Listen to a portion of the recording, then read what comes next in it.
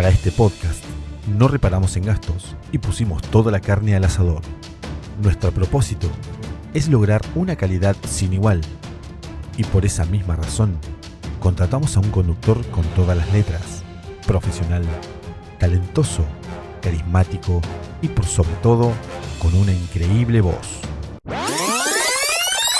Pero a último momento nos canceló y se fue a vivir a Mar. Así que nos tuvimos que conformar con Emanuel González. Invisibles, un podcast mal hecho sobre héroes anónimos, conducido por un don nadie. Podrías estar haciendo algo mejor que escuchar este programa, te lo advertimos.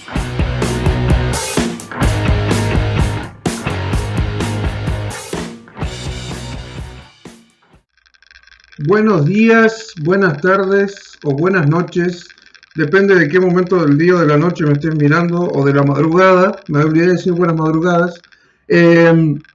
Estamos aquí en un nuevo capítulo de Los Invisibles, seguimos acá, no puedo creer que sigamos, no puedo creer que sigamos por una segunda temporada, tremendo, pero seguimos acá, a pedido de nadie seguimos acá. Tengo una nueva invitada para hoy, una nueva integrante que se familiariza con este podcast de Los Invisibles. Hoy vamos a estar hablando hoy nos vamos a poner en el modo CSI, nos vamos a poner en el modo La Ley y el Orden. Tengo conmigo a Ailén Massa. ¿Cómo estás, Ailén? ¿Todo bien? Hola, Manuel, ¿todo bien vos? Todo tranquilo, Gracias por la muy ansioso por invitación. tenerte acá. Bueno, muchas gracias por la invitación, la verdad que me parece excelente, una idea brillante. Gracias. Bueno, hoy vamos a estar hablando, como ya les estuve adelantando un poquito, vamos a hablar de un tema que el año pasado quería incluir en la primera temporada, pero no me dieron los números. Yo digo, lo vamos a resguardar para la segunda parte y hoy se pudo dar, gracias a Dios. Y hoy tenemos a Ailén que me gustaría que te presentes y lo digas vos, Ailén, ¿qué te parece? Nos comentes un poco quién Dale. sos y lo que haces. Bueno, mi nombre es Ailén Massa, soy licenciada en criminalística, soy de la ciudad de Dolores, Buenos Aires. Actualmente igual estoy viviendo en la localidad de La Plata, ya que trabajo acá como coordinadora académica en la Universidad Católica de La Plata, en la carrera de la licenciatura en criminalística. También trabajo como perito de parte y realizando asesoramiento pericial a abogados, estudios jurídicos. Tengo otro trabajo, tengo muchos trabajos, pero bueno, Un es montón. también cuando uno es joven y tiene ganas de hacer todo, así que tengo otro trabajo en la ONG Grooming Argentina. Edito videos para páginas sobre clases de criminalística. Y bueno, eso sería todo por el momento. Por el momento, porque Creo se puede que ampliar. Ya la escucharon, ya la vieron, ya saben de lo que vamos a hablar. Si amigas, vamos a hablar de criminalística hoy. Es un tema que a mí me encanta. De hecho, ya me está gustando cómo arrancó esto, porque es un tema que a mí siempre me gustó mucho de chico, porque la criminalística da paso a mucha charla, creo.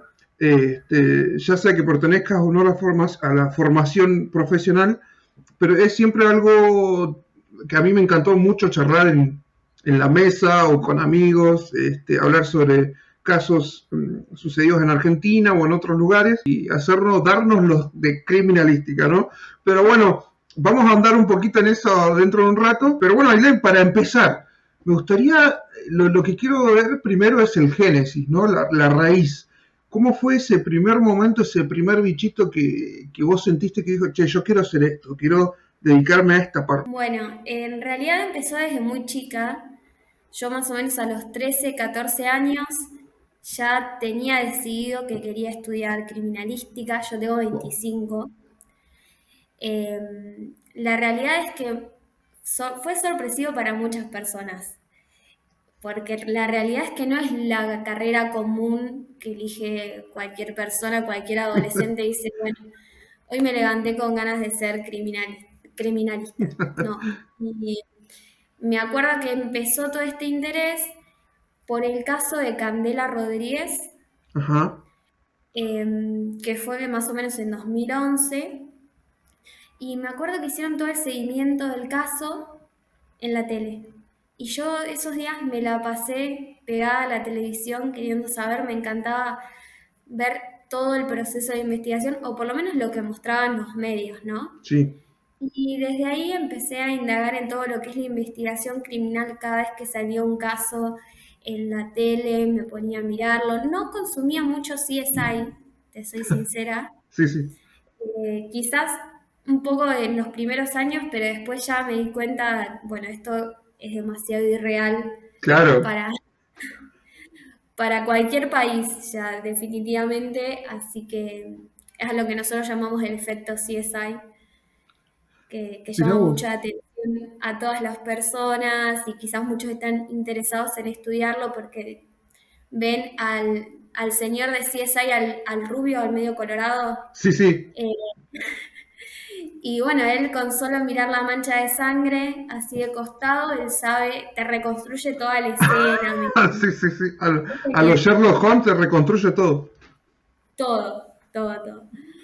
Eh, Así que bueno, empecé desde muy chica a indagar sobre todas estas cosas. Me acuerdo incluso, voy a contar una intimidad. Sí, Mm. el día de mañana lo va a estar escuchando mi hermana y me va a decir, ¿cómo me mencionaste? Cuando le conté a mi hermana que es psicóloga, que yo quería estudiar esto, ella me veía tan chiquita y le daba cosa que yo estuviera en contacto, no sé, con cadáveres y toda esa cuestión. Sí. Mm. Entonces me empezó a enviar libros sobre la temática, en ese momento salían unos libros de policía científica que mostraban todo su trabajo. Y me acuerdo que me dijo, mira, esto es lo que querés. Y me abrió, y me abrió unas imágenes de, bueno, de cadáveres y de investigación. Y digo, sí, esto es lo que quiero, lo agarré. Ella te Y quería asustar. eso fue lo que terminó de cerrar todo. O sea, ella me quiso alejar o prevenir. Y yo con ese libro me quedé fascinada y dije, esto es lo que quiero. Así que Wow. bueno, averigüé y me puse a estudiar la carrera.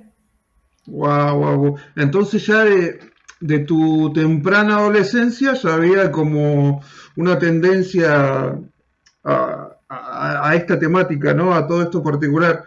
Es como querer estar en el centro de la investigación, ¿no? O sea, más allá de toda la morbosidad que se pueda pensar desde afuera. Sí, ni hablar. La realidad es que hoy en día, como les contaba, yo trabajo como perito de parte, así que no trabajo en el lugar del hecho, pero bueno, fue algo que también que te va llevando la vida y el estudiar la carrera, que se abren otras puertas, te empiezan a interesar otros ámbitos y por ahí terminas en otro lado que no lo pensaba. Mi meta siempre era poder llegar a trabajar por ejemplo, en la científica. Y después me empezó a interesar la docencia, me salió el trabajo de coordinación en la facultad, me empecé a meter en lo que es la investigación Sí, científica y la verdad que también es muy apasionante. claro. No, no, me imagino, me imagino. Y ahora vamos a dar un pequeño saltito hacia el futuro. Tus primeros años en la carrera, primeros años en la universidad, ¿cómo fue ese primer contacto con, bueno, con este mundo que antes te gustaba, antes era algo que vos querías hacer, pero ¿cómo fue cuando te encontraste con la realidad del estudio de la carrera de criminalística? Y te soy sincera, a mí me encantó, o ¿Te sea, me gustó? siguió gustando cada vez más. No es que en algún momento me desilusioné. Ajá. Obviamente que siempre es difícil, porque es una realidad, conseguir trabajo de esta profesión. Mm, Generalmente si no perteneces a alguna institución desde un comienzo, ¿no? Pero la realidad es que las personas que realmente nos gusta esto, que realmente lo amamos, porque tenés que amar para hacerlo, sí. si no, no lo haces. Eh, Nada, no nos damos por vencidos y buscamos laburo, como ya verás, a full. Ujú. Pero nada, la verdad que no, fue muy motivador toda la carrera. Obviamente que tenés tus altibajos, pero la verdad que encantada. No, me imagino. Y A ver, los contactos ya con la parte más, por ejemplo, el contacto con, te hacen como, o es la parte más forense esa, o sea, el contacto con cadáveres y eso. Em, claro, vos quizás para estar más en contacto con el lugar del hecho, también Sí, llama escena del crimen, mm, con el cadáver y toda esta cuestión, quizás tenés que estar más ligado a lo que es una fuerza de seguridad, por ejemplo. claro, Los primeros que llegan al lugar del hecho una vez que sucede, ¿no? Después ingresamos nosotros, los peritos de parte, para poder evaluar todos los procedimientos que se realizaron. Eh, es quizás más de, algunos dicen de escritorio, pero no me gusta decirlo así. Pero claro, bueno, nosotros no vamos al lugar del hecho. claro, claro. Entonces, para que quede más claro, supongamos que sucede un hecho delictivo en esta habitación, por así, hipotéticamente, ¿no? Entiendo que se acerca las fuerzas policiales, los médicos forenses, todo esto, y te llevan la materia prima, los recursos, se los llevan al criminalista. Eso es lo que entiendo yo, ¿puede ser? En realidad, ahí va la Vamos por idea. ahí. El perito criminalista generalmente, o sea, es el que trabaja en el lugar del hecho, Ajá, sí, junto con el perito en rastros, el perito balístico, el fotógrafo, el planimétrico, todos ellos realizan a partir de distintas técnicas y métodos lo que es la fijación, recolección de los indicios o evidencias sí. relacionados con un hecho. Y después eso lo envían a el laboratorio para poder realizar un análisis más cuali y cuantitativo y poder determinar, por ejemplo, si están relacionados o no con el hecho. Muchas veces te puedes encontrar quizás con, no sé, con un arma de fuego, pero que nunca fue disparada y no tiene nada que ver Claro. con lo que se está investigando. Entonces todas esas cuestiones generalmente se descartan en el laboratorio. Bueno, buenísimo. Me está encantando esta charla, ¿eh? La verdad que me gusta mucho, me llama mucho la atención lo que haces. Y ya, bueno, ya sabemos más o menos qué es lo que hace el perito criminalística, que trabaja en conjunto con los demás peritos, ¿no? Hay una... la gente por ahí piensa que es lo mismo criminalista que criminólogo. Yo te voy a decir lo que yo entiendo y bueno, vos corregime a ver si estoy bien. Yo entiendo que el criminalista es el que trabaja sobre la escena del crimen, sobre los hechos póstumos a lo sucedido, pero los objetos, ¿no? Y con el escenario. Yo entiendo como criminólogo es el que trabaja sobre el criminal en sí, o sobre la persona que perpetró el crimen, en una parte con un mambo más psicológico o algo así, ¿puede ser? Espectacular. ¡Ah, Es bien! eso. Sí, más o menos es esto que estás diciendo. El criminalista, como antes te decía, trabaja, la criminalística, mejor dicho, Mm, trabaja todo sobre lo que son indicios o evidencias para poder determinar qué pasó, cómo pasó, cuándo, quiénes intervinieron, poder identificar a esas personas, tanto si nos encontramos con una persona fallecida o con los involucrados del hecho. Y por otro lado tenemos la criminología, que es como vos decías, quizás una cuestión que aborda más lo psicológico.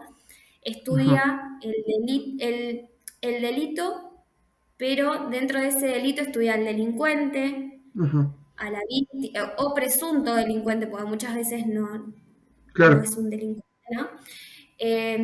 A la víctima, estudia también los controles, los sistemas de control social, tanto, o sea, el control social sería, por ejemplo, el que ejerce el Estado ujú, eh, al momento de que se aplican las penas. Por otro lado, tenemos el control de la familia, de los amigos, que es un control más íntimo sobre las conductas de esa persona. ajá, Eh, entonces, sí, la criminología quizás trata de explicar el porqué del delito. Lo simplificamos así. ¿Por claro, qué de esa persona eligió atacar a esa víctima en particular? por qué eligió hacerlo de noche y no de día, por qué delante de testigos o por Ajá. qué, eh, el por qué, El digamos. porqué, claro. Y el porqué, el contexto, no solo la persona, sino a lo que rodea a esa persona. Claro. Lo que tiene tanto la criminalística como la criminología es que son ciencias multidisciplinarias, entonces siempre se van a estar nutriendo entre sí Ujú. para poder determinar realmente qué pasó y poder darle un contexto general al hecho que se está investigando. Mira, mira, y eso me lleva a lo siguiente que te quería preguntar, que era cómo se vincula un perito criminalista con, entiendo que se trabaja con muchas entidades, muchas fuerzas, como por ejemplo la policía, en la parte más legal, con un abogado, como decías, con un criminólogo o con el resto de los peritos. ¿Cómo es el proceso? Es de a muchos, entiendo, ¿no? Hoy viste que hablaba un poco de los distintos, que el criminalista puede ejercer en distintos ámbitos. Sí, Como vos decís, uno de los ámbitos es la fuerza policial, por ejemplo, claro, las instituciones de ese tipo, que el criminalista trabaja todo lo que es lugar del hecho, se encarga más de esas cuestiones. sí, Después tenés, por ejemplo, el ámbito judicial, donde el criminalista va a poder intervenir como perito de parte o ajá, también realizando algún asesoramiento extrajudicial. Como uno va, por ejemplo, a veces a consultarle al médico, doctor, me duele el hombro, por ejemplo. mm, Y eso es una consulta. Muchas veces los abogados les surgen consultas sobre el caso, como una cosa así simple, y sí. te piden algún asesoramiento. Che, mira, ¿qué opinas de esta causa? Por más de que al final no termines aceptando el nombramiento como perito de parte, Ajá, eh, ellos les sirve tener esta guía para poder también defender a su cliente lo mejor posible.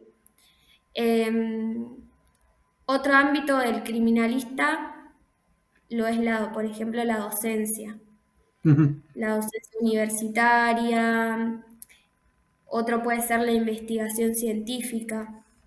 La realidad es que hay un montón el criminalista puede cumplir distintos roles en todos los ámbitos que se le presenten las oportunidades. Y está buenísimo. Por ejemplo, yo como criminalista ahora estoy trabajando en una ONG contra el grooming. ujú. Uno nunca sabe dónde lo va a llevar, pero la Claro, realidad es que las herramientas que uno adquiere a lo largo de la carrera lo ayudan a poder desarrollarse en distintos ámbitos.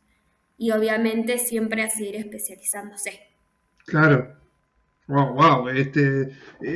O sea, es increíble cómo te puedes ramificar en varios sectores. Eso está buenísimo. Antes de pasar a la otra pregunta, Ailén, sabes que mi hermana está estudiando la carrera de criminalista y yo le dije hoy, mi hermana Yael, que le mando un saludo a mi hermanita hermosa. Le dije, mira, voy a entrevistar para la segunda temporada, tengo una licenciada justo en criminalística y le pedí que me mande una pregunta, obviamente no tan rebuscada o algo así. Lo que ella me preguntó, mira, que me pareció interesante, ¿cómo fue el momento cuando ya te encontrabas en tu primera escena fuera de lo teórico y práctico de la universidad? O cómo se pone en práctica lo que se estudia en la universidad, ¿no? Es una locura. Al momento que te llega tu primer caso, Sí, decís, ¿qué hago acá? ¿Qué hago acá? No, yo necesito volver al libro, por favor. sí, No sé, no sé qué hago con un título así, claro, me pero imagino. te impresiona. Más que nada porque, por ejemplo, de mi parte, trabajando como perito de parte, te contratan para que vos muchas veces le salves las papas al cliente, que por ahí está medio complicado, y es como Mm, mi aporte realmente hace a que esta persona esté fuera o dentro de una cárcel. Cuando te pones a pensar en eso, se te vienen millones de inseguridades a la mente, oh, me imagino. porque es una realidad. Y después, la realidad es que lo superás Ujú, Siempre es importante estar acompañado de buenos colegas, fundamental. ujú, Yo tengo un par de colegas que son increíbles y que siempre están para darme una mano, o yo a ellas, digo a ellas porque son todas mujeres, ujú. y, mm, y la verdad es que uno se va haciendo, después te llega el otro caso y bueno, ya ahora lo tomas más relajada porque sabes que todo lo que llega lo puedes resolver y lo que no, bueno, es así, Claro, pero bueno, siempre se puede encontrar la solución. Al momento es crisis, pero después bajás la ansiedad y decís, bueno, me imagino. ahora aplico lo que aprendí. Es como casi seguro sentir un nivel de responsabilidad muy alto, lo que puede crearte una presión extra a la hora de comenzar todo, me imagino. Es eso, básicamente uno tiene que ser, quizás cuando sos estudiante no te das cuenta Ujú, de la responsabilidad que tiene uno como perito, como licenciado en criminalística. Vos no lo decís, obviamente, porque para eso está el juez, ¿no? claro. Pero tu aporte siempre es importante para ese tipo de decisiones. Entonces hay que tomarlo realmente con seriedad, Ujú. hay que tratar de dar lo mejor de uno en cada pericia, en cada informe que se hace. Eso también habla mucho de lo que a uno le gusta, ¿no? Porque si quizás si no me gustase tanto, Claro. no, no daría todo para que se resuelva la cuestión que me están planteando. Bueno, ahí ya él tenés una buena respuesta y un consejo que si vos querés, Ailén, después te paso su número y que te pague por Mercado Pago, no sé, algo, la consulta, algo. No, decirle que cualquier cosa el día de mañana vos le pasás mi número, me llama a mí, que cuando esté en crisis yo le tiro ahí una ¿Listo? mano. Buenísimo, buenísimo. Porque conociéndola va a tener seguro estas ansias y este Nos pasa a compromiso, ¿no? todos. La primera vez nos pasa a todos, así que no se Me imagino. preocupe. Ya como consejo es poder rodearte de buena gente, de buenos colegas, eh, que nada, eso Claro, siempre te reconforta. claro, estar en un ambiente así, me imagino que es lo mejor. También para el nivel de trabajo que tienen ustedes, creo que lo mejor es tener un ambiente laboral favorable. Bueno, como en todos lados, ¿no? Y ahora, bueno, ahora ya sabemos qué haces, Ailén, ya sabemos lo que hace un criminalista, cómo son los primeros años de estudio, cómo fue tu primer contacto con los casos. Yo me imagino que en la carrera en algún momento, o vos antes de eso, o por tu cuenta propia, se analizarán casos de tendencia bastante altos o casos de importancia que han tenido relevancia, me imagino, en la aplicación del estudio de la criminalística y otros tipos de ciencia, ¿no? ¿Cuál crees que eso, o qué casos te han quedado grabados en tu memoria, en tu mente, que ha tenido un nivel de impacto en vos, que vos decís estos, ya sea que sean casos de Argentina o quizás de otro lado, pero que han tenido un nivel de impacto a la hora de estudiar esta carrera, ¿no? Bueno, la verdad es que casos impactantes hay un montón. Mm, ¿Qué me pasó a mí? Yo justo entré para hacerte referencia, pero no para meternos en tema. mm, Yo justo empecé a estudiar la carrera cuando había sucedido el caso del doctor Nisman, doctor creo que es. sí, Entonces, el primer año fue una oleada de eso, de mucho caso Nisman y qué pasó y claro, qué esto. Y me acuerdo que, por ejemplo, yo estaba al mes de arrancar la cursada, primer año, criminalística, o sea, conocimiento nulo, sí, sí. y la gente me preguntaba, dale, ¿y qué decís que pasó? Y yo, qué sé yo, ¿Qué sé yo? No sé. no sé. Dale, dale, vos seguro, vos sabés, vos Vos sabés. sabés, Y yo, claro. ya hace un mes que entré a estudiar, no te puedo decir nada, incluso no te podría decir nada en el día de hoy porque nunca tuve acceso a la causa, ¿entendés? Entonces claro. fue como, la verdad no sé qué, no sé qué decir. Pero bueno, uno de los que a mí me gustó mucho, internacional, que lo tengo publicado en mi página de Instagram, Ujú. porque, no sé, en un momento se me dio por ponerme modo Canaletti y contar casos. Sí, sí. Me encanta, me Oh, encanta. me encanta, sí, sí. Y lo publiqué a este caso y le gustó un montón de gente y la verdad que a mí también, que más o menos te lo cuento así resumido. Es un caso que lo llamé por el nombre de la víctima, Shirley Dubai, no Ujú. es de acá, es de la isla del Príncipe Eduardo, o sea, Claro. vaya a saber dónde está la isla del Príncipe Eduardo. Pero la Sí. verdad que me encantó. Fue relativamente hace poco, 1994, 95, por ahí, Mm. en un caso de una mujer que había desaparecido. Días después de su desaparición encontraron su vehículo, su auto, en la ruta abandonado y dentro del vehículo había mucha sangre, ¿sí? Pero no había ningún rastro de ella. Ajá. Meses después la encuentran en una... Vos decime si es medio fuerte porque la realidad es que, viste, bueno, el post de Ca- criminalística nunca es tranquilo. No, no, me imagino que no, no sé si seguro. Pero no entro en detalles, la encontraron fallecida y enterrada como en una tumba de escasa profundidad. Sí. A los metros encontraron una bolsa de plástico que adentro tenía una campera de cuero. Esta campera de cuero tenía manchas de sangre y también tenía mechones de pelo blanco. Ajá.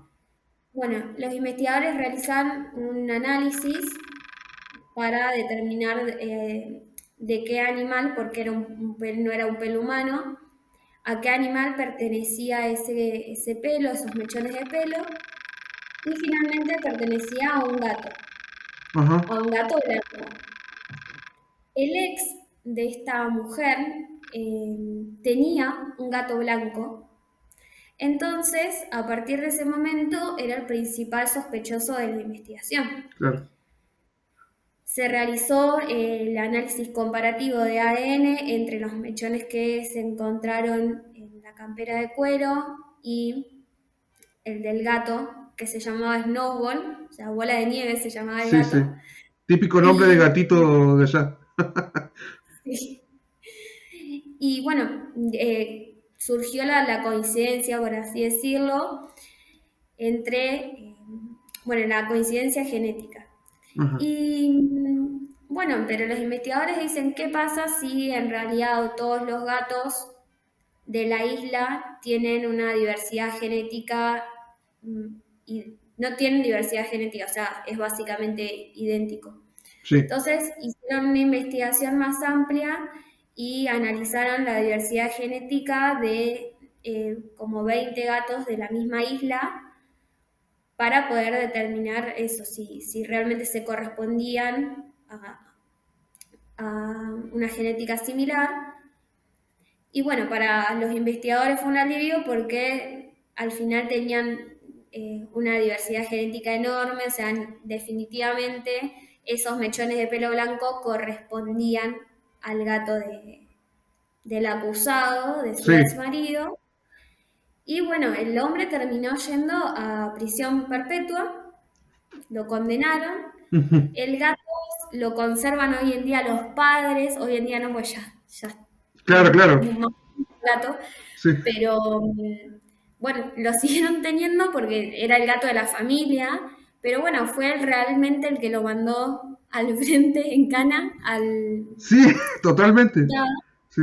y es re loco porque es el primer caso en el que se resuelve a partir del ADN no humano, o sea, de un gato. Ajá. Y es muy interesante, me pareció genial. Sí, no. No, me encanta porque, o sea, tenemos también un caso de relevancia porque, como decías vos, es la primera vez que se vincula al acusado a partir del ADN que no era justamente del acusado. No, es tremendo. Tal cual. No. Era de su gato. O sea, Yo así que me la estoy pasando re bien, espero que ustedes también, los que están escuchando o viendo el podcast, pero me la estoy pasando re bien porque estos casos me encantan. es algo totalmente inesperado Sí, y siempre se festeja la creatividad también de los investigadores al momento de hacer estos claro, análisis. Está muy bueno. claro, no, no, me imagino. ¿Qué otro caso recordarías vos en este momento? Y después tenemos uno típico, Mm, típico, argentino, obviamente, sí, que es el caso de Francisca Rojas. Francisca No Rojas. sé si lo escuchaste Me alguna vez, es suena. muy conocido. Sí. Es la mujer que murió en. Ah, no, no, no, estoy confundiendo. Te iba a decir del country, estoy confundiendo con Belsunce, nada que ver. Ah, no, yo en esos, viste, por las dudas, no opino. Estos Añares tiene el caso Sí, de 1892, sí, tiene una gran relevancia, es uno de los casos más emblemáticos en la historia de la investigación criminal. No te voy a contar por qué, porque eso lo vas a saber al final, porque es emblemático. Te ajá. hago el relato Dale, primero. dale, me encanta. Bueno, la historia tiene eh, como personajes principales a Francisca Rojas, a Ponciano Carballo, que era su marido, Caraballo, Ujú, y al amigo de su marido, Ramón Velázquez. Bueno, un día, después de una jornada de trabajo, Ponciano y Ramón vuelven a su casa, vuelven a la casa del Ponciano, sí, ¿no? Mm, Y se encuentran con que la casa estaba sumamente silenciosa, lo cual era medio raro para hacer que en esa casa vivían Francisca y sus dos hijos, que se llamaban Ponciano, también como el padre, y ujú, Felisa. Tenían 6 y 4 años respectivamente. Y bueno, la realidad es que se entraron, no había nadie, se dieron cuenta que la puerta de la habitación matrimonial estaba trabada. Hicieron fuerza para abrirla y cuando la lograron abrir se encontraron con un escenario bastante fuerte. Felisa y Ponciano, los niños, se encontraban muertos sobre la cama matrimonial ajá, y al costado se encontraba Francisca, que estaba desmayada y con un corte en el cuello. Cuando ella vuelve en sí nuevamente, lo primero que hace es acusar a Ramón Velázquez, al amigo de su marido, de haberlos intentado matar por orden de Ponciano. O sea, como que el marido los había claro, mandado a matar ajá, y que bueno, que con ella no lo había logrado. Bueno, entonces inmediatamente la policía arresta a Ramón. Pero ¿qué pasa? Cuando se quedan analizando la escena del crimen, el lugar del hecho, mejor dicho, ujú, se quedan analizando el lugar del hecho, había cosas que, la verdad, había varios cabos sueltos. Uno de ellos era que Francisca decía de que Ramón la había atacado con una pala y se la había pegado en la cabeza. Cuando ajá, encontraron esa pala, la encontraron totalmente doblada. O sea, si la pala estaba completamente doblada y ella viva, la verdad que ah, eso no se correspondía, claro, no había con el nivel chance. de impacto que tenía en la pala. Claro. Por otro lado, habíamos dicho que la puerta se encontraba cerrada, la de la habitación. Entonces, y se encontraba cerrada por dentro. Ajá, Entonces, la persona que los atacó tuvo que haber salido por la ventana. En el marco de la ventana había varios rastros de sangre. Uno de los rastros era una imagen clara, una impresión clara de una mano, la cual la verdad era bastante chica para ser de Ramón. ajá, Entonces el inspector que estaba trabajando en el caso en ese momento, el investigador, sabía de la existencia de un nuevo método muy innovador que se estaba aplicando en la ciudad de La Plata, que es el sistema dactiloscópico argentino. ajá, Y bueno, sabía de de este nuevo método, entonces agarró el marco de la ventana, tomó las impresiones digitales de ambos sospechosos, que en ese momento ya pasaba a ser Francisca la sospechosa Claro, y Ramón, y los envió a la ciudad de La Plata. Juan Bucetich realizó el análisis y bueno, la realidad es que los resultados arrojaron que realmente esa marca que se había quedado en el marco de la ventana se sí. correspondía con Francisca Rojas. Entonces, cuando le comentan estos resultados a Francisca Rojas, ella declara de que sí, realmente ella había matado a sus hijos, Ay, que se Dios, había intentado suicidar, pero que no lo había logrado. no lo logró.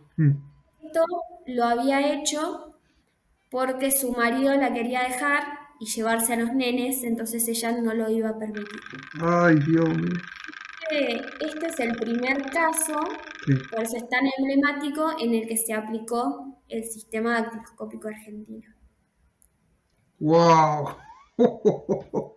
Bueno, me encanta, o sea, eh, me encanta la historia a nivel de análisis profesional, hay mucho para ver ahí, para debatir, obviamente es un hecho aberrante, y mira, yo justo había anotado el tema del sistema dactiloscópico para preguntarte, entonces, ¿es este el momento de la creación o del primer uso del sistema dactiloscópico, ¿no? Argentino. Ese, claro, es el primer caso en el que se implementa este sistema que ya se venía trabajando hacía muchísimos años. Lo que es básicamente un sistema de clasificación y sistematización de diseños papilares, que Ah, son estos dibujos que nosotros podemos ver en todos nuestros dedos. sí. Cada dibujo, por así decirlo, cada diseño papilar es único, tiene variabilidad infinita. Eso es Ajá, uno de los principios de la dactiloscopía, que bueno, es la ciencia que funda este sistema, ¿no? claro, Y bueno, es que nadie en el mundo tiene las mismas huellas, los mismos dibujos dactilares, los mismos diseños. claro, claro. O sea, el diseño es único de cada ser humano. Exacto. Y este Puede sistema, haber muchas similitudes, sí, pero a partir del análisis profundo y la clasificación, realmente se puede determinar la identidad física humana. claro. Y este sistema se empezó a partir de acá a utilizar en el resto del mundo o netamente acá. Mira, la realidad es que es un método a nivel mundial, un sistema a Sí, nivel mundial. También hay otros sistemas, claro. pero el sistema dactiloscópico es clave a nivel mundial. En su momento había otros con distintas clasificaciones. Mm, La realidad es que es algo que se estudió mucho durante muchos años, pero este es el este es el top. internacional, digamos. Claro, claro, el nacional, el original.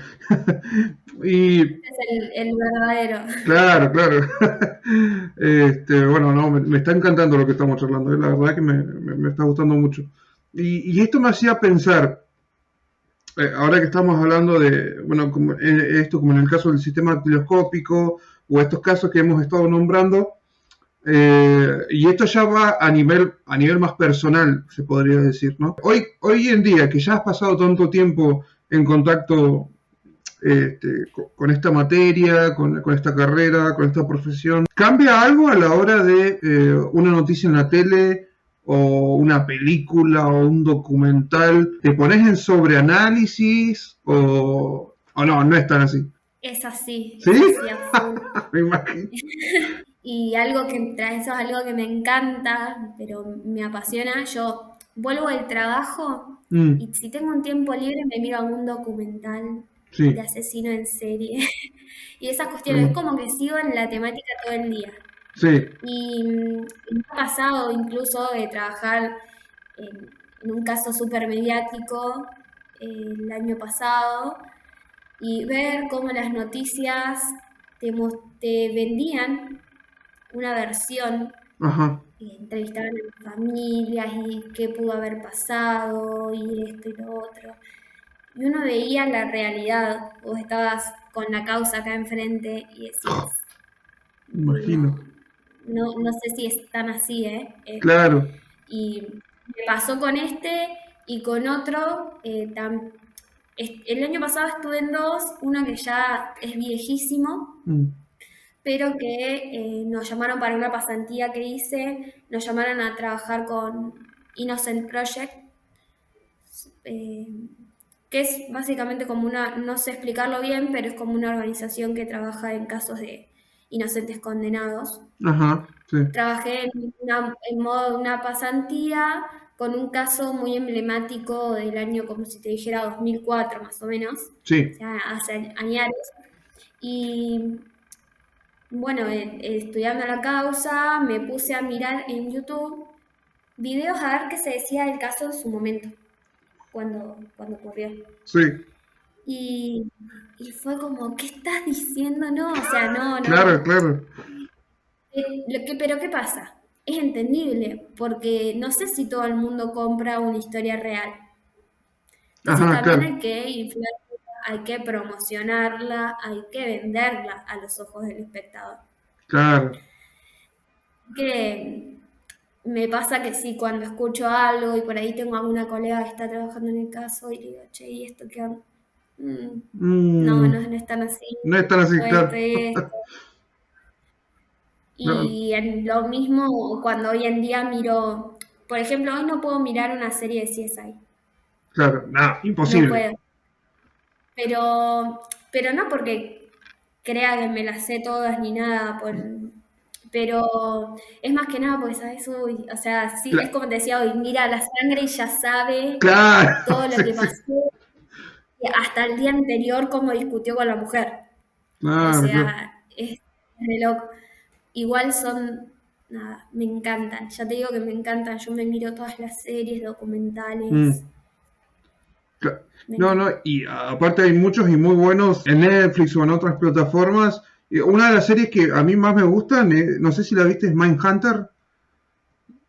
Es, Sí. no sé si, Bueno, por ejemplo, esa como es muy real, aunque está basada en ciertas cosas reales. la realidad es que va más que nada a lo que estábamos hablando hoy de la criminología. Claro, va más por ese Es lado. una serie formada desde la criminología. Mm, Obviamente que tiene partes reales de cómo se fue eh, no sé cómo se generaron esas entrevistas con los con los asesinos y asesinos. esas cuestiones, que Mm, están súper interesantes.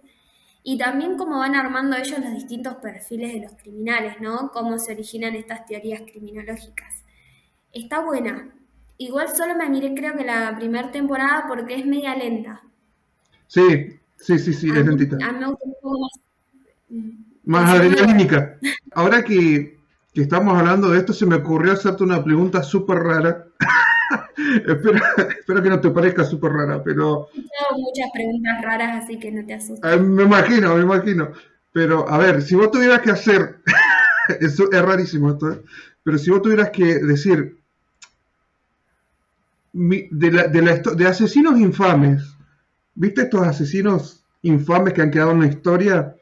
Algunos retratados Mm. también en Mindhunter. ¿Cuál dirías vos que es tu, entre comillas, favorito? O no uno solo, puede ser dos o tres, no sé. Clave, Ted Mm. Bundy, Ted Bundy, clave. clave.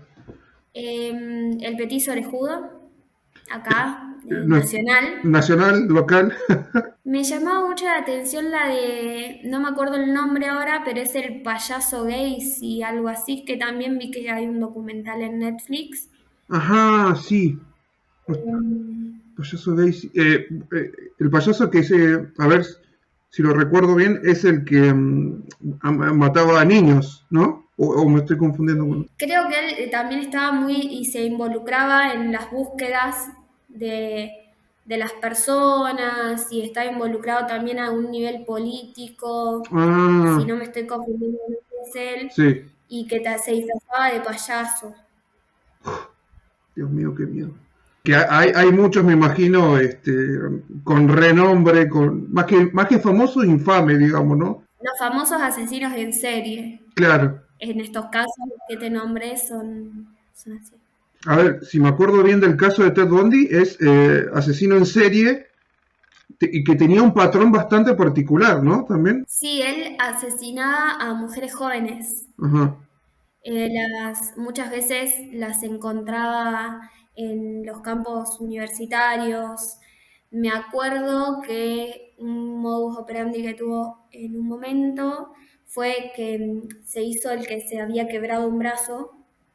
Ajá. Entonces le pidió ayuda a un estudiante que pasaba para que, no sé si era que le ponga las muletas no, o que le ayude con los libros, no sé qué. La estudiante se acercó y ahí la secuestró y bueno, después la mató. Ajá. Incluso tuvo fugas después de la cárcel para seguir matando. Él tenía mujer. Es la verdad que un personaje bastante interesante, me imagino, en ese momento para estudiarlo. Porque esto también te lleva, más allá del análisis criminólogo, también te lleva a preguntarte el contexto de lo que hacía y el modus operandi, como vos decías, de los asesinos. No recuerdo si teníamos. Bueno, hay uno de los que a mí me gustaba bastante, igual, era este que no me acuerdo bien el nombre ahora, pero que en realidad él no asesinaba, sino que era como el líder de un culto, de una secta, es bastante famoso. No sabría decirte porque no estoy muy en tema de sextas. Sí. Sé, creo, un solo caso en que él decía que iba a ser el fin del mundo y y envenenó a muchísimas personas. Oh, tremendo, tremendo el ¿Verdad? caso que pasó acá en Colombia, en Venezuela, por ahí puede ser. Que, Sí, no sé si fue, no hace mucho fue. O sea, hace unos años, sí, pero claro, bastante no, actual en comparación de lo que estamos hablando. tremendo, tremendo, más de 200 personas creo que fueron que se quitaron la vida por. Fue terrible, esos casos, viste, te dejan impactado. La realidad es que, por ejemplo, en el caso del petiso orejudo, están muy involucradas también lo que son las infancias, ¿no? De Mm, estas personas. Era una persona golpeada, abusada sí, por su padre. Obviamente que eso no justifica no, no, jamás, claro. ¿no? Pero digo, también está bueno poder realizar como un estudio de toda su vida y ver qué pasó, por qué pasó esa persona para poder algún día actuar como lo hacía, porque él básicamente atacaba a niños. Mm, claro, no, no, no, Y fue intenso. muy joven cuando lo atraparon, o sea, no sé si no tenía 15, 16 años. Claro, era muy chico, ¿no? A ver, si no estoy entendiendo mal, creo que estuvo preso acá cerca de donde estoy yo. Yo estoy en Río Gallego. No sé si él estuvo preso en Río Grande o en Tierra del Fuego, ¿puede ser? No. En la cárcel del fin del mundo, En Ushuaia. Ushuaia, sí. Claro, claro, claro. Ahí estuvo él preso, sí. Y es que ahí estaban los peores criminales de la época. Jo, Incluso creo que hubo un político en un momento, nada que ver, pero... qué raro un político con los peores criminales del mundo, ¿no?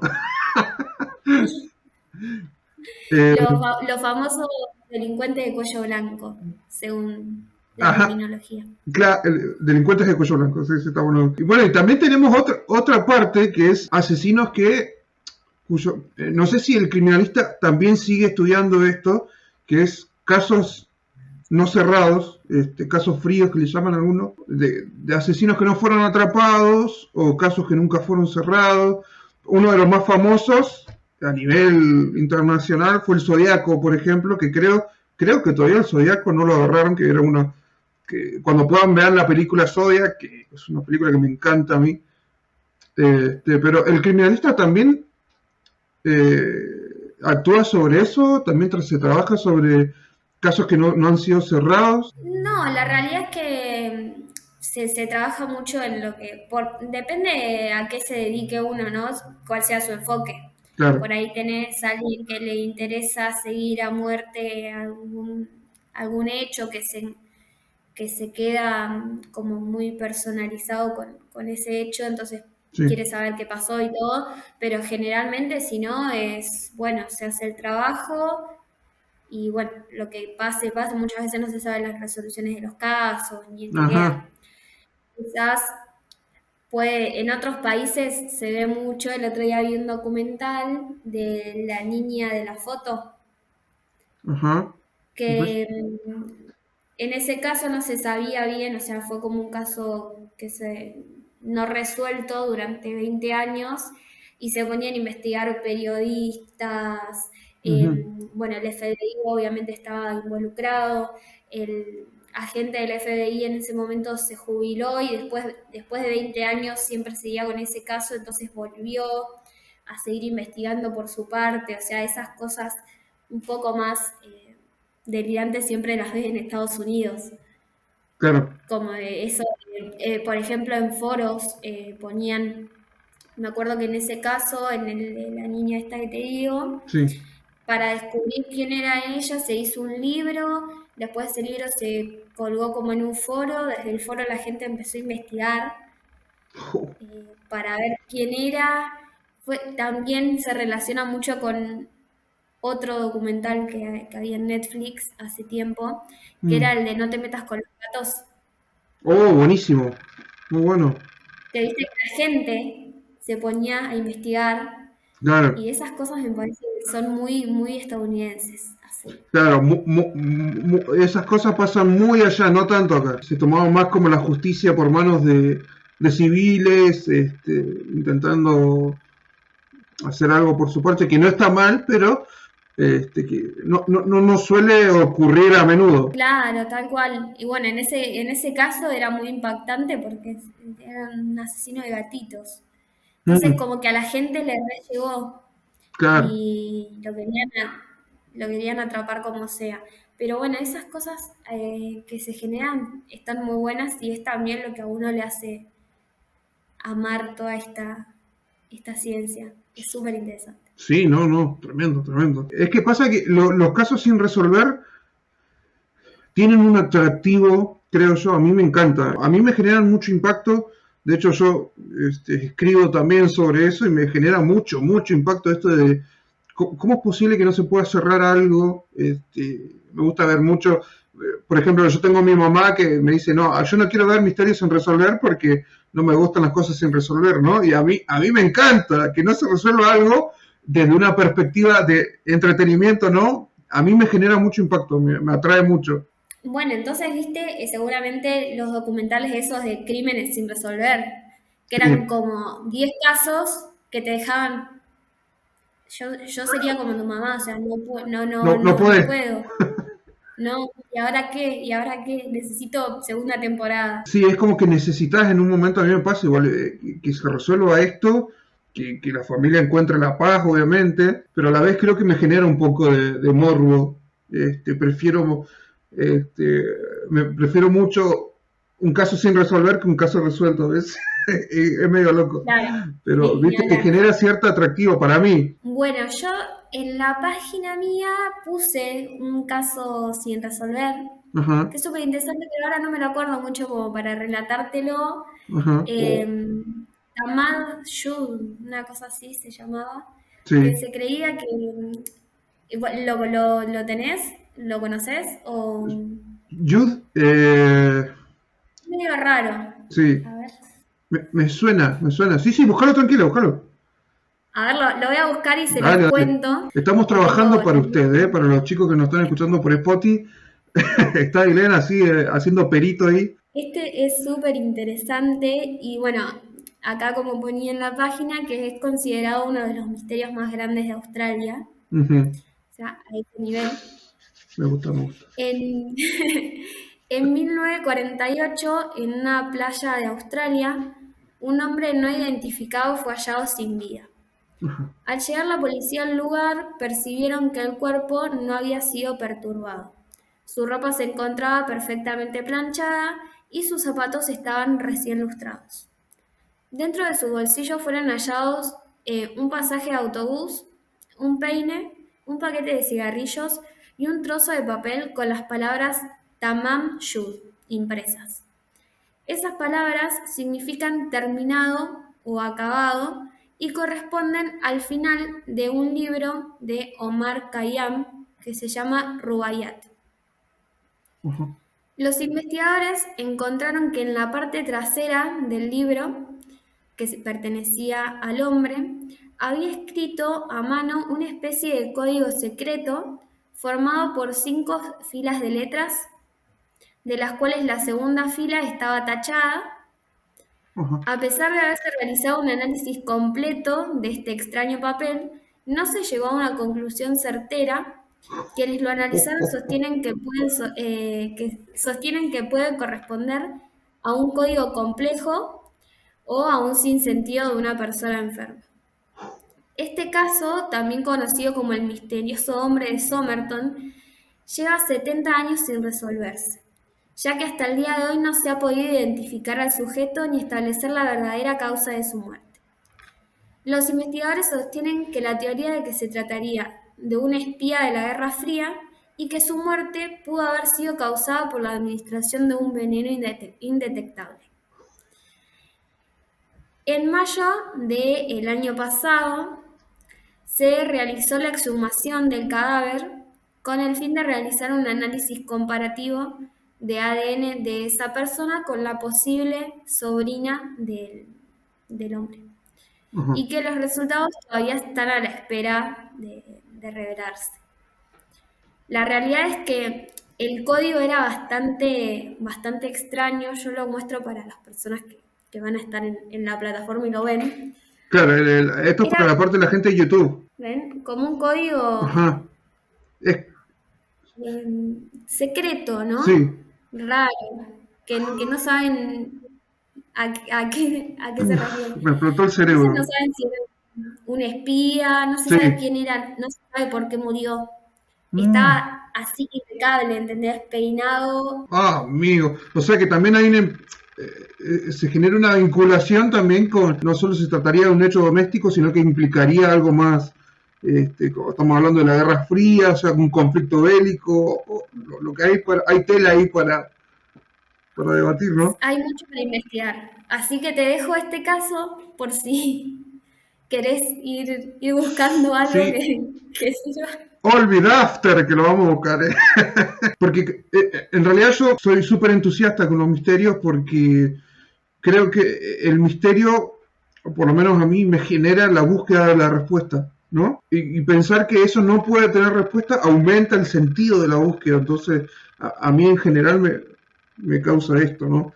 Nada, pero tremendo, tremendo. Espero que se la estén pasando tan bien como yo, chicos, porque estoy pipa, me la estoy pasando como un nene. Imagínate que son 70 años sin 70. resolver, o sea, sin saber quién era esa persona, de qué murió, no saber de qué se trata el código. Increíble, No, no, tremendo. un Eh, montón, un montón.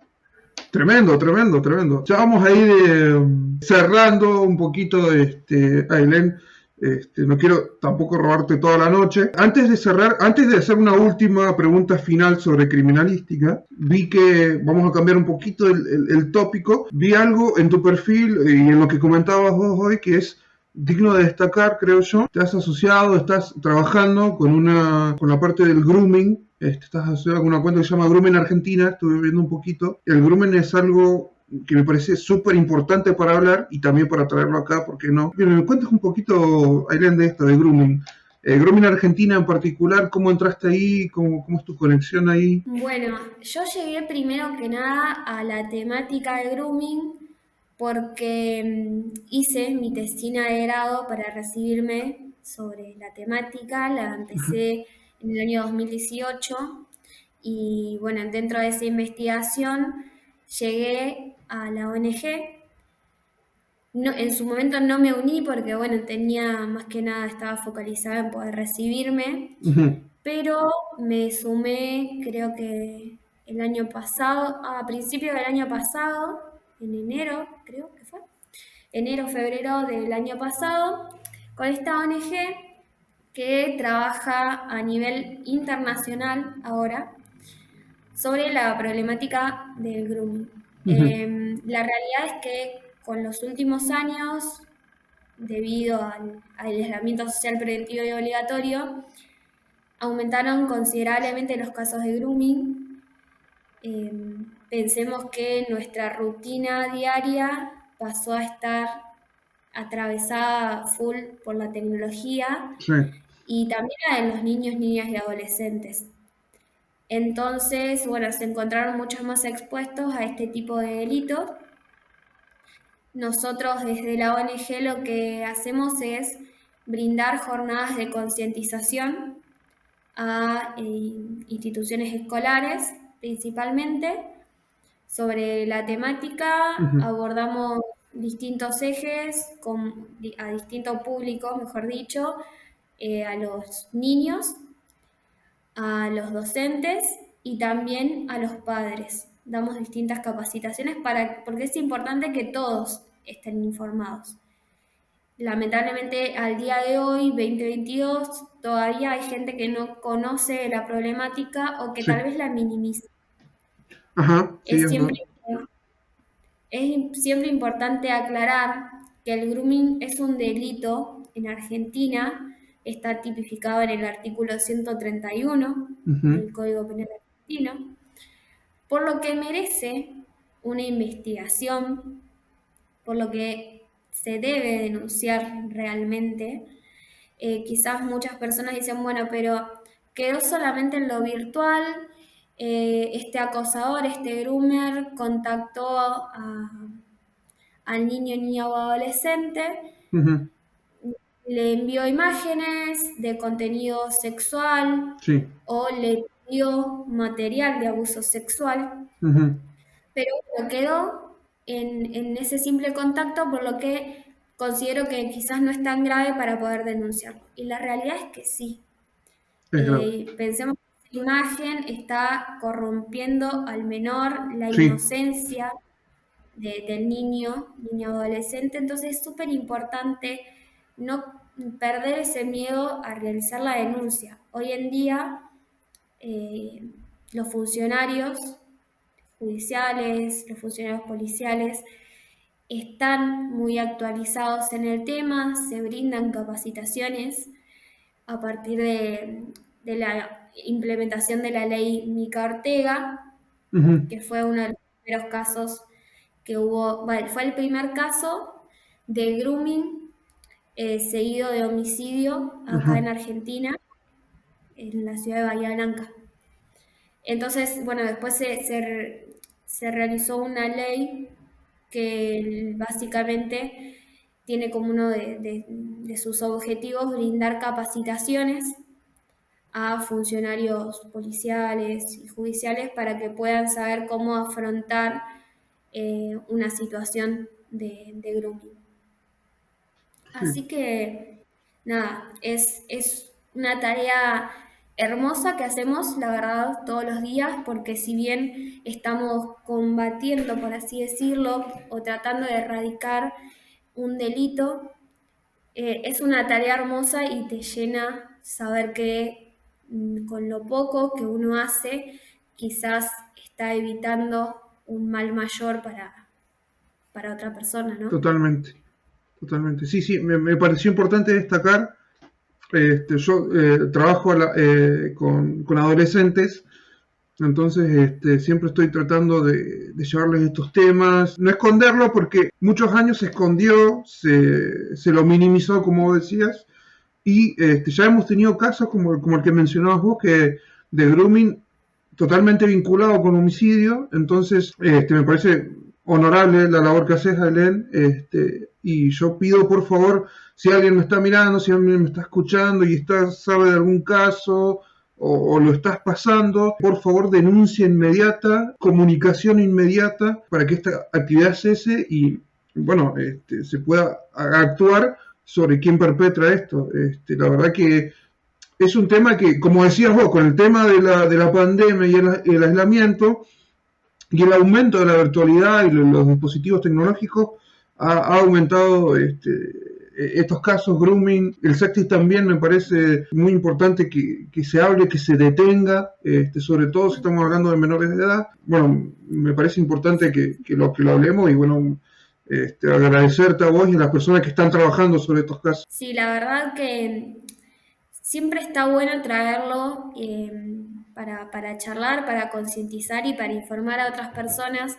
Quizás muchas veces uno se queda tranquilo porque nuestro hijo o hija o menor a cargo está tranquilo en su habitación jugando a un jueguito. Y la realidad es que hoy en día los groomers también se contactan mediante juegos online. Ajá. Entonces, la realidad es que tampoco hay que llevar temor a las casas, a las familias, Uh-huh. sino que sepan de la temática para poder realizar una vigilancia activa, pero no invasiva. Claro, ¿Sí? Saber qué juegos está jugando el niño, niño o adolescente, saber, por ejemplo, si ese juego, no sé, tiene chat online, te pueden contactar personas que vos no conocés, claro. por ejemplo. Esto quizás es algo que uno no se plantea Uh-huh. normalmente. Pero es súper importante porque están jugando un juego y le dicen, bueno, te agrego a un grupo de WhatsApp y ahí comienza el contacto sin darse cuenta uno, ¿no? Con una persona completamente desconocida. Claro. También hay menores que piensan que su amigo de Facebook, de Instagram, que solo conocen virtualmente, es su amigo de toda la vida. Y puede ser que, como en el caso de Mica Ortega, que no, que era en realidad su amiga con la que ella hablaba tanto, que tanto quería desde Mm. hacía ya meses, que venían entablando conversación, terminó siendo un hombre, Jonathan Luna, que es muy conocido, Uh-huh. eh, un- y bueno, y así terminó la historia de Mika, ¿no? La realidad es que uno no se lo espera, Uh-huh. pero siempre tiene que estar informado, atento, y está bueno poder, si se puede, si se tienen las herramientas para hacerlo, poder establecer un diálogo. Sé que muchas veces es difícil dialogar con un adolescente, Sí. tengo Mm. sobrinos adolescentes, Mm. pero bueno, la realidad es que si no hablamos nosotros, ¿quién va a hacer eso? Nadie. Totalmente. Tenemos que ayudar y desde nuestra parte poder difundir la temática lo más posible. Totalmente, sí. Esto se tiene que hablar, se tiene que divulgar, lo tenemos que charlar, lo tenemos que charlar con nuestros adolescentes, ya sea, puede ser tu hijo, puede ser un primo, una prima, una sobrina, un hermanito, una hermanita. Creo que mediante la comunicación y la no minimización de esto, porque como decías vos, es como que el grooming, como es un hecho virtual, se lo minimiza, pero ese hecho virtual puede llevar a cosas peores, como fue el terrible caso de esta chica que estabas nombrando, ¿no? Así que está buenísimo que esto Sí, se hable. tiene un impacto psicológico en los menores que es increíble. Mm. Eh, si bien en un momento el groomer tenía mucho esta modalidad de vincularse con el menor, contactarse por redes sociales para después poder concretar un encuentro en persona, Uh-huh. el día de hoy vemos que los groomers están dejando de tener esa intención y solo se quedan con el material de abuso sexual Sí, y no siguen más allá. Eso ya es un montón. es Muchas mucho. veces dicen, bueno, no, pero no. O No, sea, el impacto psicológico es es terrible increíble, sí. y hay niños que no tienen por qué estar mirando una foto de contenido sexual a los 9 años, Totalmente, ¿entendés? totalmente. Entonces es Sí, una temática súper interesante de abordar y nada, siempre estar informados de todos estos fenómenos que, que aparecen hoy en día, nuevas modalidades delictivas a partir de las nuevas tecnologías, los, ya sea desde fraude, sí. eh, no sé, El otro día lo explicaba en una clase del ransomware, que son esos secuestros virtuales Sí, que se realizan a grandes empresas eh, de información, de datos. claro, Hay un montón de modalidades delictivas que se fueron desarrollando en los últimos años que muchas veces uno les cuesta entender y por sí, eso trata de no entenderlos claro. directamente. Es difícil, no entiendo nada de tecnología, no. Chao, claro. Es buenísimo saberlo porque y hay tantos casos de lo que quizás sabemos y no entendemos, o casos que no conocemos también que pueden estar relacionados con esto que vos decías de ransomware, espionajes corporativos, o modalidades virtuales delictivas.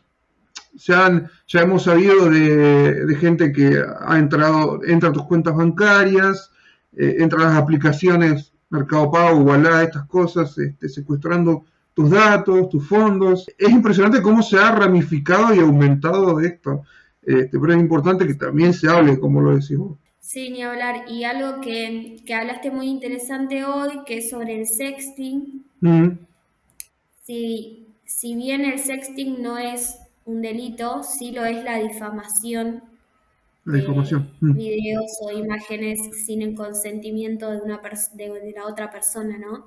Sí, Entonces también hay que difundir este mensaje, hay que denunciar, hay que realizar la denuncia y que se haga una investigación. No puede ser que realmente digamos, bueno, la verdad es que se hizo público un video o una foto mía y no hago nada porque me quedo en la vergüenza y eso obviamente que es entendible. Pero sí, también del otro lado hay que pensar que la persona que lo hizo está cometiendo un delito, por lo que tiene que tener totalmente. su pena, ¿no? Sí, y creando un conflicto moral, creando algo interno en la víctima, una llaga psicológica que quizás durante muchos años le va a ser imposible curar. Así que es buenísimo que esto se hable, se trate, nos informemos. Yo voy a estar dejando anexado en la descripción del video de YouTube, voy a estar dejando anexados los enlaces de Grooming Argentina y también así como las redes tuyas, Ailén, van a estar también ahí anexadas para que nos informemos bien y logremos una comunicación eh, apropiada para hablar sobre grooming y estos temas. Lo dejamos ahí para que puedan comunicarse y se logre también este contacto. Vamos a volver al tópico principal por un momentito, porque ya nos vamos a despedir. Vamos a cerrar esta charla. Una pregunta súper simple, Ailén. Me gustaría que si alguien está viendo este video o escuchando este audio en Spotify o en otras plataformas de podcast a los que lo vamos a subir, está por empezar la carrera de criminalística o está en la carrera criminalística, la está pasando mal o quizás está decidiendo si entrar o no, ¿qué palabras le podrías dar vos de aliento, de desaliento, no sé, como vos quieras, o qué consejo, qué le dirías vos a esta persona? Y mira, yo estoy generalmente con el curso de ingreso de los chicos que recién empiezan Ujú, la carrera ujú, y siempre me gusta decirles que no se desanimen. La realidad es que, como hoy te contaba en modo de chiste, esto de que quizás muchas personas me decían a mí, ¿en serio tenés pensado estudiar eso? O sea, no me trataban como una persona normal, porque es así. sí, sí, Me hacían chistes con respecto a lo que iba a trabajar, claro, decían que iba a terminar trabajando en una esquina como policía, como desmereciéndome. sí, sí, sí, me imagino. La realidad es que les digo que no se desanimen si les gusta la temática, porque cuando algo te gusta tanto como lo es la criminalística, lo que digan los demás en cualquier momento de tu vida, la verdad es que no te va a afectar tanto. Eh, lo importante es poder hacer lo que a uno le gusta, Ujú, si realmente creen que les gusta la criminalística y que es su fin de vida, digamos, porque la realidad es que lo es para muchos de nosotros que lo hacemos. sí, eh, que no se desanimen, que le metan, que les va a encantar la carrera, la hagan donde la hagan. Estoy segura de que se van a ir enamorando mucho más cada día de la temática. Y bueno, eso, que le metan mucha ganas a todo lo que emprendan. Bueno, Ailén, hemos hablado durante casi 1 hora y media. Se me han pasado como 5 minutos. Podría estar 1 hora más. Estoy súper enganchado y estoy súper interesado con todo lo que hemos estado hablando.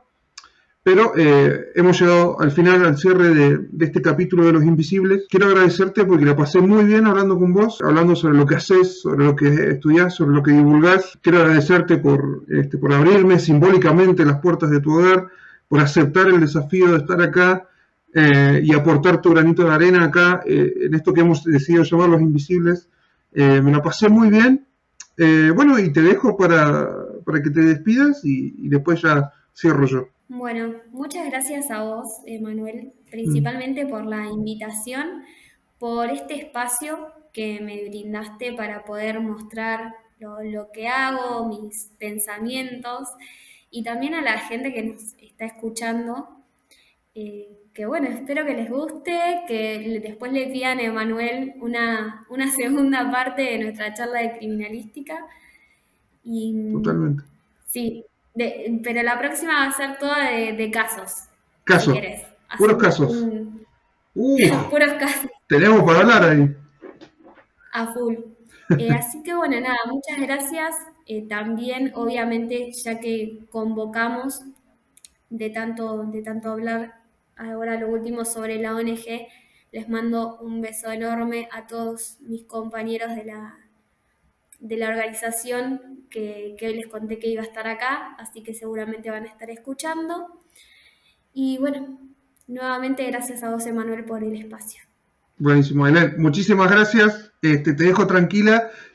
Muchas gracias por tu tiempo. Bueno, y a ustedes que nos están viendo por YouTube, nos están escuchando por Spotify o las otras plataformas de podcast, quiero agradecerte por escuchar una vez más el podcast. Gracias por la oportunidad que nos estás dando. Y bueno, ya sabes, esto es Los Invisibles, un podcast mal hecho sobre héroes anónimos conducido por un don nadie. Hasta la próxima. Chau, chau.